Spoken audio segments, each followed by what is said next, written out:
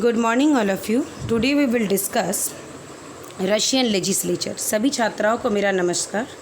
आज हम लोग रूस की व्यवस्थापिका का अध्ययन करेंगे। जो रूस का 1993 का कॉन्स्टिट्यूशन है उसमें फेडरल असेंबली को यानी रूस की जो रशियन पार्लियामेंट है उसको वहाँ की सुप्रीम लेजिस्लेटिव और रिप्रेजेंटेटिव बॉडी मानी गई है according to article 94।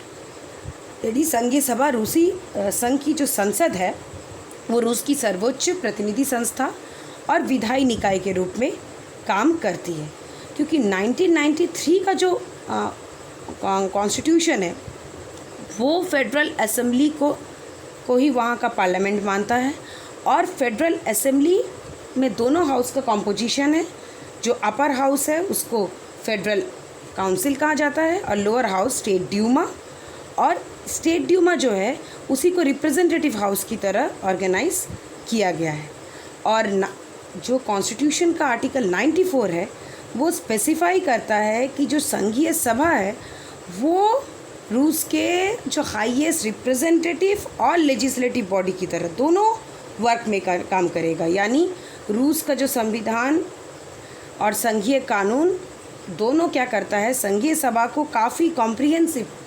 Legislative power provide करती है, विधायी शक्तियाँ प्रदान करती है और साथ ही कुछ अन्य मामलों में भी उसको शक्ति प्रदान की गई है। तो इस तरह से संघीय लेवल पर, फेडरल लेवल पर federal assembly major role play करती है एज ए लेजिस्लेटिव बॉडी, और बाई कैमरल सिस्टम को यहाँ पर द्विसदनात्मक व्यवस्थापिका को फॉलो किया जाता है। एक नियम के तहत इसके जितने भी जो दोनों सदन हैं ये अलग इनकी बैठकें होती है। इनकी जॉइंट सेशन या जॉइंट सिटिंग शायद ही कभी होती है, रेयरली उनकी जॉइंट सिटिंग होती है। जितने भी स्टेट ड्यूमा के जो सदस्य हैं उनको डेप्यूटीज़ कहा जाता है, और इन डेप्यूटीज़ एक्चुअल में ये जितने भी रशिया के जो पूरे सिटीजन्स हैं इनको रिप्रेजेंट करते हैं। जो फेडरल काउंसिल है उसके जो मेंबर्स होते हैं, रिप्रेजेंटेटिव्स होते हैं, वो वास्तव में फेडरेशन की जो टेरिटोरियल सब यूनिट्स हैं, यानी पूरे जो संघ के जो क्षेत्रीय उप इकाइयाँ हैं वहाँ से प्रतिनिधि फेडरल काउंसिल यानी संघीय परिषद में प्रतिनिधित्व करते हैं। और जितनी भी व्यवस्थापिका की जो एक्टिविटीज़ है वो मेनली कंसंट्रेट रहती है स्टेट ड्यूमा में। स्टेट ड्यूमा ही उस पर मेजर डिसीशंस लेती है, क्योंकि जितने भी बिल को इंट्रोड्यूस किया जाता है, विधेयकों को स्टेट ड्यूमा में ही इंट्रोड्यूस किया जाता है। और जो काउंसिल ऑफ फेडरेशन है, संघीय परिषद, उन स्टेट ड्यूमा में इंट्रोड्यूस किए गए बिलों को अपने कुछ लिमिट्स के अंतर्गत या तो अप्रूव भी कर सकती है, डिसअप्रूव भी कर सकती है, यानी स्वीकृत भी कर सकती है और अस्वीकृत भी कर सकती है। तो इस तरह से ड्यूमा को ज़्यादा पावर दिया गया है और फेडरल असेंबली को कुछ मामलों में कुछ लिमिटेड कंट्रोल एडमिनिस्ट्रेशन के ऊपर, यानी पूरी जो आपकी व्यवस्था कार्यपालिका प्रशासन है उसके ऊपर भी पावर दिया गया है। जैसे एक लॉ मेकिंग इंस्टीट्यूट के रूप में अगर हम देखें तो जो आर्टिकल 94 है कॉन्स्टिट्यूशन का, वो स्पेसिफाई करता है कि रूस में जितने भी लॉ मेकिंग का जो मेजर पावर है वो सारा रहेगा संघीय सभा के पास। लेकिन यहाँ एक फैक्टर है कि संघीय सभा द्वारा पारित किसी भी विधेयक पर राष्ट्रपति को एक बार वीटो लागू कर सकती है। यहाँ पे जो आपका प्रेसिडेंशियल डेमोक्रेसी है उस सिस्टम के अंतर्गत संघीय सभा पर भी एक कंट्रोल बना है, किंतु संघीय सभा द्वारा अगर पुनः उसी विधेयक को पारित कर दिया जाता है तब राष्ट्रपति को अपनी स्वीकृति उस पर देनी होगी। तो इस तरह से जो रूस की संघीय सभा की जो शक्तियाँ हैं, शक्तियों पर भी सीमाएं भी लागू की गई है। ऐसा नहीं है कि उस शक्तियों को अपरिमित रखा गया है। संविधान में जितने भी उल्लेखित संघ के विषय है, संयुक्त विषय है, उस पर वो कानून बना सकती है। जैसे कॉन्स्टिट्यूशन अमेंडमेंट है, फंडामेंटल राइट्स के कॉन्टेक्स्ट में, सिटीज़न का इशू है, इंटरनेशनल ट्रीटी का इशू है, ये सारे जो इम्पोर्टेंट इश्यूज़ है ये सब पर फेडरल असेंबली को ही पूरा राइट है कि वो लॉ बना सकती है। उसी तरह जो इम्पॉर्टेंट निर्वाचन के काम होते हैं, जैसे रूस के जो राष्ट्रपति की जो निर्वाचन की प्रक्रिया है, ये संघीय सभा का जो अपर हाउस है यानी संघीय परिषद फेडरल काउंसिल ही इसको सुपरवाइज़ करता है, उसकी देखरेख करता है। और फेडरल काउंसिल संघीय परिषद ही राष्ट्रपति के निर्वाचन की जो डेट है उसको डिसाइड करता है। अगर ज़रूरत लगे तो फिर उसमें डेट में मॉडिफिकेशन करने का, चेंज करने का भी डिसीजन वो ले सकता है। और जो एडमिनिस्ट्रेशन पर, एग्जीक्यूटिव एडमिनिस्ट्रेशन पर जो कंट्रोल करने की बात है, इसके कॉन्टेक्स्ट में अगर रशिया में देखें तो ऐसे तो वहाँ पर सेपरेशन ऑफ पावर की थ्योरी से वो गवर्न होता है, लेकिन फिर भी जो प्रधानमंत्री हैं, उप प्रधानमंत्री हैं, जितने भी फेडरल मिनिस्टर्स हैं, संघीय मंत्री हैं, उनको संघीय सभा में के जो सरकारी घंटे होते हैं, यानी गवर्नमेंटल आवर्स, वो वर्ड यूज़ किया जाता है, उसमें उन सदस्यों से प्रश्न पूछा जा सकता है और सदस्यों के प्रश्नों के उत्तर देने पड़ते हैं, उनसे जो भी प्रश्न पूछा जाता है। तो संविधान ने एक तरह से कार्यपालिका शक्ति तो ठीक है राष्ट्रपति और सरकार में समाहित की है, किंतु फिर भी उसमें एक व्यवस्था की गई है कि संघीय सभा को भी कुछ भागीदारी दी गई है कि वो एक कंट्रोल मैकेनिज्म की तरह काम करे और राष्ट्रपति को विशिष्ट जो उच्च पद पर जब भी वो अपॉइंटमेंट करता है तो संघीय सभा में जो भी इम्पोर्टेंट मेंबर्स रहते हैं उनसे उनका अप्रूवल लेना बहुत ज़रूरी होता है।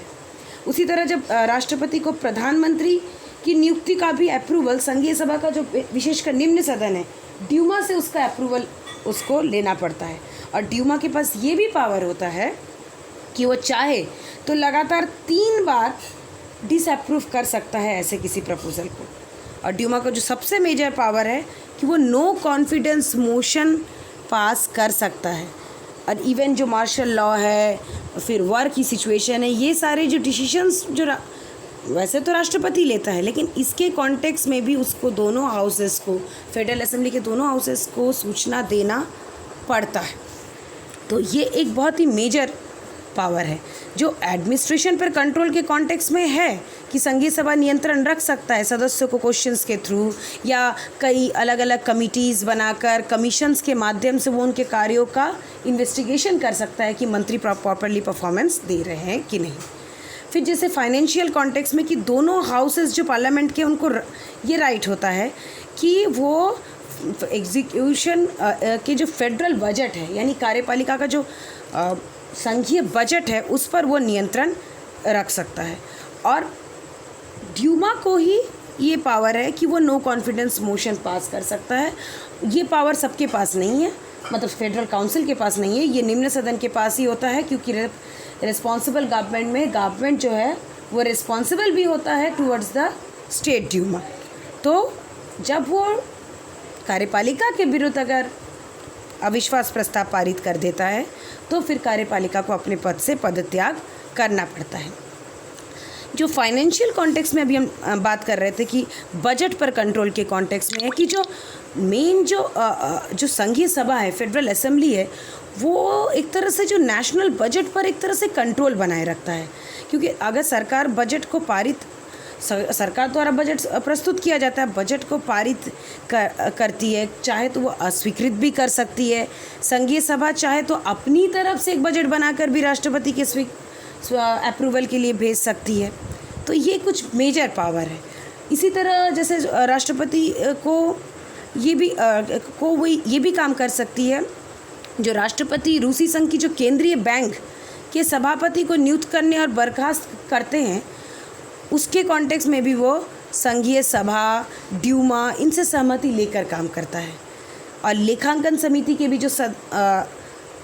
सभापति है, सदस्य है, उनकी नियुक्ति या उनको पद से हटाने का जो डिसीजन है, ये भी संघीय सभा से परामर्श करके ही राष्ट्रपति लेता है। तो ये काफ़ी मेजर एरिया जो फाइनेंशियल मैटर में है, जिसमें कि डिसीजंस राष्ट्रपति को संघीय सभा या ड्यूमा के साथ परामर्श लेकर ही करना पड़ता है। इसी तरह जो कुछ जुडिशियल मैटर के कॉन्टेक्स्ट में भी आर्टिकल 93 में ये पावर दिया गया है कि जैसे राजद्रोह का कोई अपराध हो, तो ऐसे जो न्यायालय में एकदम सिद्ध हो चुका हो, तो ऐसी स्थिति में अगर राष्ट्रपति के खिलाफ इम्पीचमेंट के थ्रू उनको पद से हटाने का प्रोसेस है, उसको इनिशिएट करने का राइट दिया गया है संघीय सभा को। और संघीय सभा जनरल एमनेस्टी, आम माफ़ी भी प्रदान करने में कैपेबल होती है। तो इस तरह से उसको काफ़ी बृहत शक्तियाँ प्रदान की गई है। इसी तरह जो राइट टू इनिशिएटिव है, प्रारंभक यानी किसी प्रस्ताव को स्टार्ट करने का जो कोई भी इनिशिएटिव लेना, चाहे वो विधि के कॉन्टेक्स्ट में है, नए प्रकार का विधि निर्माण हो कि नई प्रकार का कोई बिल इंट्रोड्यूस करना हो, ये पावर प्रेसिडेंट के पास, फेडरल काउंसिल और उसके सदस्य, संघीय परिषद और उसके सदस्य, राज्य ड्यूमा के डिप्यूटीज़, कार्यपालिका प्रशासन और संघ की जो विधायिका के सदस्य हैं उनको ये पावर दिया गया है। और ये पावर सिर्फ उनके पास ही नहीं है, इवन जो संवैधानिक न्यायालय है, सर्वोच्च न्यायालय है, जो सर्वोच्च आर्बिट्रेशन कोर्ट है, इनको भी कुछ लिमिटेड एरिया में ये शक्ति प्रदान की गई है, कुछ लिमिटेड अथॉरिटी में। जितने भी बिल है वो डेफिनेटली स्टेट ड्यूमा में सबमिट होते हैं और वहीं पर जांच पड़ताल के बाद ही फाइनल डिसीजन मेकिंग का काम होता है। अब थोड़ा सा हम वहाँ की लॉ मेकिंग प्रोसेस को देखेंगे कि जो भी कोई इंट्रोड्यूस किया जाता है या अबॉलिश करने का टैक्स के कॉन्टेक्स्ट में, किसी टैक्स को लगाने के संबंधी प्रावधान या उसको हटाने संबंधी प्रावधान, या जितने भी वित्तीय विधेयक होते हैं, फाइनेंशियल विधेयक होते हैं, उन सब को can be submitted only with the approval of the executive administration. यानी उनको जब सबमिट किया जाता है तो सबमिट किसके अप्रूवल से किया जाएगा ड्यूमा में? कार्यपालिका प्रशासन के। जब वो अप्रूव कर देगी तब फिर उसको रखा जाएगा ड्यूमा में, फिर ड्यूमा आगे उसकी जांच पड़ताल का काम करेगा। और federal law is adopted by state Duma by a majority of its member. जो संघीय कानून है उसकी स्वीकृति जब स्टेट ड्यूमा करता है तो वो अपने सदस्यों की बहुमत के आधार पर करता है। और ड्यूमा के पास ये पावर होता है कि वो संघीय परिषद को ऐसे जो विधेयक होते हैं उसको अपने यहाँ अप्रूवल देने के बाद विदिन 5 डेज़, 5 दिनों के भीतर वहाँ स्वीकृति के लिए भेजता है। और संघीय कानून के कॉन्टेक्स्ट में है is considered approved if the council either approve the bill by more than half of its members or fail to consider it within 14 days. और संघीय कानून का है कि वो अप्रूव स्वीकृत तभी माना जाएगा कि अगर परिषद उसको स्वीकृति प्रदान कर देता है अपने सदस्यों के, अपने जो सदस्य हैं वो आधे से ज़्यादा सदस्य अगर उसको स्वीकृति प्रदान कर देता है तब भी वो अप्रूव्ड माना जाएगा, स्वीकृत माना जाएगा विधेयक। और अगर वो स्वीकृति देने में अक्षम भी होता है, 14 दिन का समय बीत जाता है, तो ऐसे कॉन्टेक्स्ट में भी वो अप्रूव माना जाएगा। यानी साधारण विधेयक के कॉन्टेक्स्ट में उसको बहुत मेजर पावर नहीं दिया गया है। ड्यूमा की शक्तियाँ ज़्यादा व्यापक है, कॉम्प्रिहेंसिव है।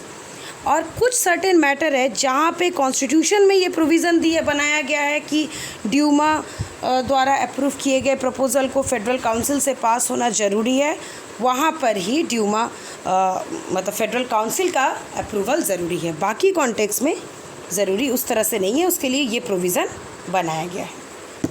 और अगर काउंसिल कोशिश करता है वो किसी विधेयक को थोड़ा परिवर्तित करने का, या चेंबर्स के पास ये पावर होता है तब काउंसिल के पास कि वो एक काउंसिलेटरी कमीशन, एक सम्मेलन समिति की नियुक्ति कर सकता है, और या फिर वो स्टेट ड्यूमा जो है वो ओरिजिनल बिल को, और the state Duma can approve the original bill by a 2/3 majority and bypass the council. यानी एक तो जो काउंसिलेटरी कमीशन एक समझौता मूलक आयोग के माध्यम से उस बिल पर सुलह बनाने की कोशिश की जाएगी, और नहीं तो स्टेट ड्यूमा क्या करेगा, वो जो मूल विधेयक है उसको फिर से 2/3 बहुमत से पारित करके परिषद ने अगर कोई दूसरे तरह का स्टैंड लिया है तो उसको बाईपास यानी उसकी अनदेखी भी करने का राइट दिया गया है। तो एक तरह से जो संघीय कानून है, an adopted federal law goes to the president for. अब ये दोनों प्रोसेस होने के बाद संघीय कानून राष्ट्रपति के पास जाता है ताकि उसके सिग्नेचर के बाद फाइनली पब्लिश हो सके। तो अगर 14 दिन के भीतर लॉ रिसीव करने के बाद, ऐसा प्रपोजल रिसीव करने के बाद, receiving the law of the president rejected, वो अगर रिजेक्ट कर देता है राष्ट्रपति, the state Duma and council of federation must reconsider it, यानी उनको पुनः विवेचना करना पड़ता है। यानी राष्ट्रपति को ये पावर है कि एक बार वो अपने वीटो पावर को प्रयोग कर सकता है within 14 days. If both chambers approve the law by 2/3 majority, अगर पुनः दोनों सदन अपने 2/3 बहुमत से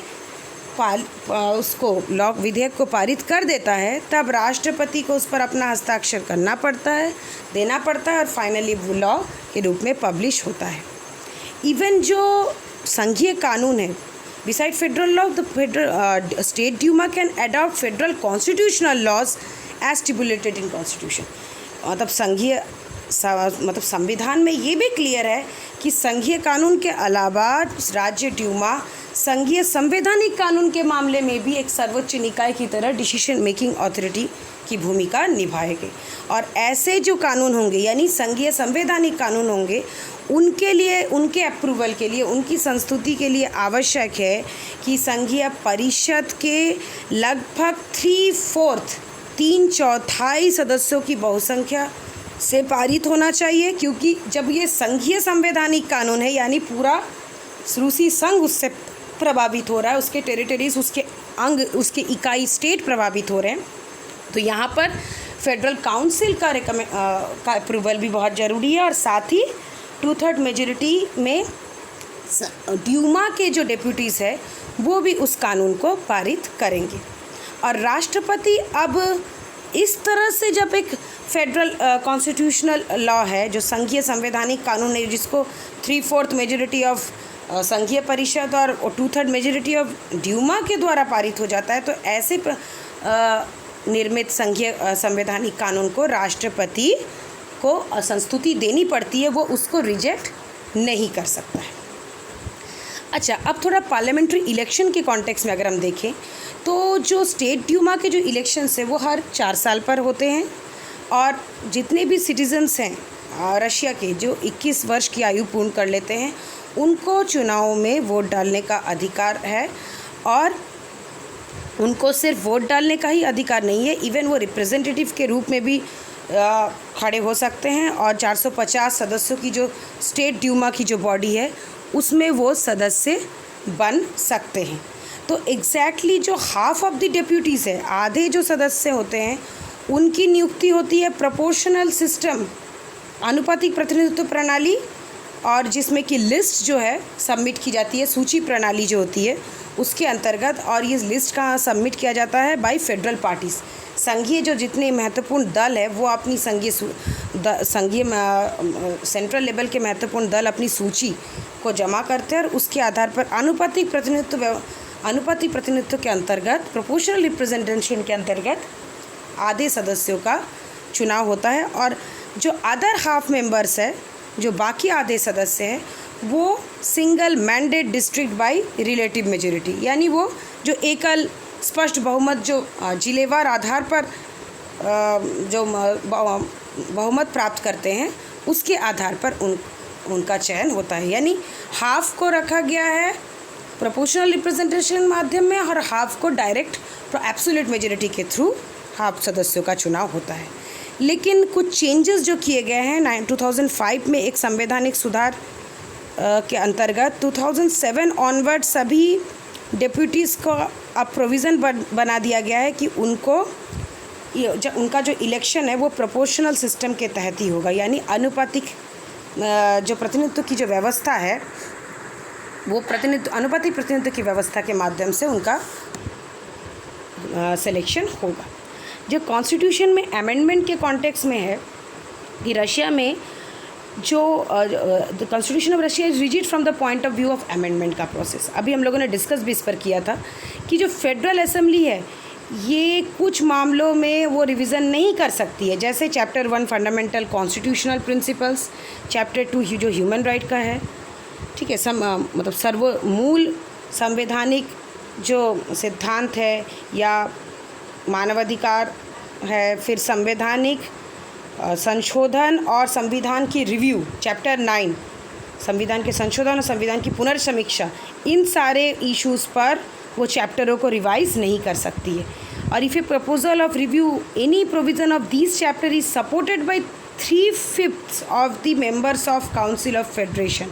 और अगर इन तीनों चैप्टरों में से किसी के प्रपोज़ल को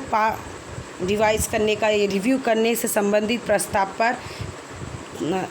3/5 सदस्य अगर संघीय परिषद के अप्रूवल देते हैं और डिप्यूटीज़ के भी and the state Duma, state Duma के भी डिप्यूटीज़, मतलब 3/5 सदस्य संघीय परिषद के भी और 3/5 सदस्य स्टेट ड्यूमा के भी, तब constitutional assembly must be convened, तब एक संवैधानिक सभा का फिर से एक बार बुलाया जाना आवश्यक है और उसी में फाइनली डिसीजन होगा कि इस पर क्या निर्णय लिए जाए। जो संविधान की जो अमेंडमेंट की प्रक्रिया है, संशोधन की प्रक्रिया है, इसके कॉन्टेक्स्ट में है कि assembly either confirms the existing text of the constitution, या तो संघीय सभा जो वर्तमान में जो विद्यमान जो पाठ है उसको या तो वो अपनी संस्तुति प्रदान करता है और या फिर जो ड्राफ्ट से न्यू कॉन्स्टिट्यूशन, या फिर वो एक नए संविधान की रूपरेखा तैयार करता है and which must be adopted by the constituent assembly, जिसको कि संघीय सभा अपनी स्वीकृति प्रदान करता है बाय 2/3 ऑफ इट मेजोरिटी, अपने 2/3 बहुमत से, and submitted to a referendum, फिर उसको जनमत संग्रह के लिए रखा जाता है। यानी जनमत संग्रह के प्रोविज़न को भी इसमें रखा गया है अगर संविधान में कोई बहुत आधारभूत परिवर्तन किया जा रहा है।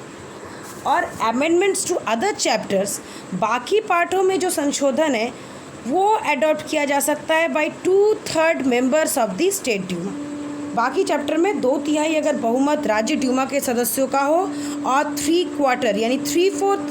सदस्यों का बहुमत संघीय परिषद फेडरल काउंसिल के सदस्य का हो, तो बाकी चैप्टरों पे संशोधन हो सकता है। यानी कॉन्स्टिट्यूशनल फेडरल मैटर पर दूसरा संशोधन का मेथड और सामान्य विषयों पर दूसरा संशोधन का मेथड। फिर उसके बाद then go into the force after they have been approved by the bodies of legislative power. उसके बाद जब ये दोनों में जब ये प्रॉपरली अप्रूव हो जाता है तो जाकर फिर उसको लागू करने के कॉन्टेक्स्ट में होती है कि power of A at least 2/3 of the members of federation, यानी संघीय मतलब यहाँ तो दोनों सदनों से अप्रूव हो गया, उसके बाद अगर मेजर कोई चेंज है उसको मेंबर्स ऑफ फेडरेशन यानी संघ के कम से कम 2/3 सदस्यों का जो फेडरेशन बहुमत है वो जब पारित करेगा तब जाके फाइनली संस्तुति होगी।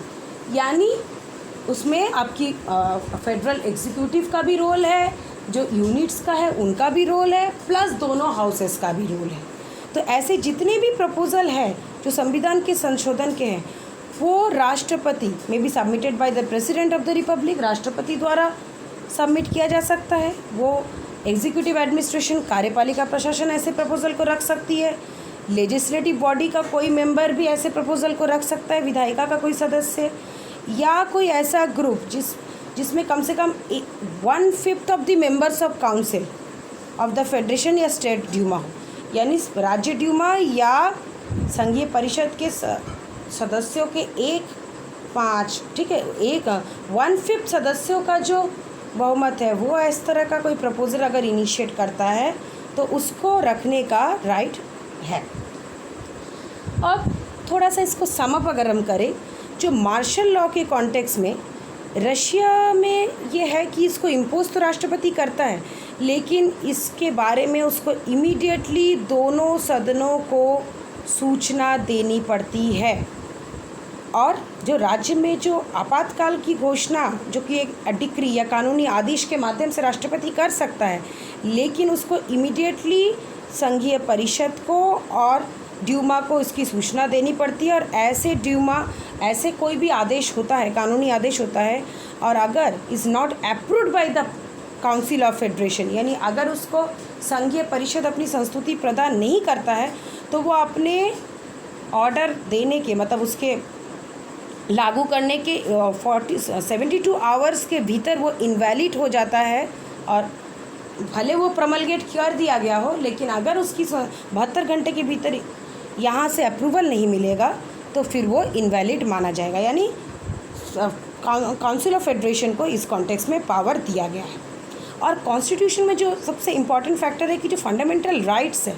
उसको लिमिटेड करने के लिए कुछ स्पेशल फेडरल लॉज है, और ये स्पेशल मतलब ये भी कुछ सीमित मात्रा में ही है, और इनको भी कुछ एम के साथ अगर फंडामेंटल कॉन्स्टिट्यूशनल प्रिंसिपल जो मूल संवैधानिक सिद्धांत है उनका संरक्षण करना है, या राज्य की सॉवरेनिटी, स्टेट की सिक्योरिटी, सेफ्टी का मैटर है, उसी कॉन्टेक्स्ट में ही फंडामेंटल राइट्स जो लोगों के हैं उस पर लिमिटेशन लगाया जा सकता है, और इस पर जो लगाने का है वो विधायिका विधि निर्माण के द्वारा और संघीय कानून के अंतर्गत ही विधि निर्माण किया जा सकता है। ये पावर भी एकमात्र लेजिस्लेचर के पास होता है, और वही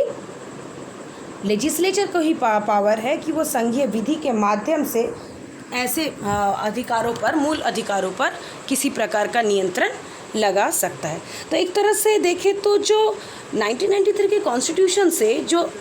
फेडरल काउंसिल है उसके कॉन्टेक्स्ट में जो ये व्यवस्था अपनाई है ये, तो उसमें कुछ दोष भी अनुभव हुए, तो इसलिए कुछ चेंजेस भी किए गए का टाइम पर इसमें चेंजेस भी हुए। जैसे federal law on the procedure of formation of council of federation of federal assembly of the federation के अंतर्गत कुछ चेंजेस किए गए ताकि सदस्यों को और ज़्यादा मैच्योर तरीके से काम कर सके। तो एक तरह से देखें तो जो विधायी संस्थाओं का जो ढांचा खड़ा किया गया है वो काफ़ी मुखर रूप से विधि निर्माण की प्रक्रिया में सक्रिय होकर भाग लेते हैं, और रूसी संघ की जो संघीय सभा है उसकी लगभग वही सिचुएशन है जो भारत में हम संसद की सिचुएशन को देखते हैं, या फिर अमेरिका में जो कांग्रेस की सिचुएशन है लगभग उसी सिचुएशन में रहकर ये कार्य करती है। तो इस तरह से ये काफ़ी स्पष्ट हो जाता है कि जो रूस की जो संविधान है और जो संघीय कानून है ये संघीय परिषद को सक्रिय विधायी निकाय के बनाने के लिए स्थान पर एक परामर्शदात्री संस्था बना रही है, क्योंकि हर मेजर इशू में नहीं है उसको पावर, फाइनेंशियल मैटर से लेके कई इश्यूज़ में उसको पावर नहीं दिया गया, और संघात्मक शासन में इकाइयों का बेसिकली वो प्रतिनिधित्व करती है और वो समन्वय करने के निकाय के रूप में काम करती है। और जो ड्यूमा है, स्टेट ड्यूमा है, संघीय परिषद की तुलना में निश्चित रूप से ज़्यादा शक्तिशाली उसको बनाया गया है, और इसका रीज़न भी यही है क्योंकि उसको रिप्रेजेंटेटिव बॉडी की तरह काम करना है। Okay, thank you.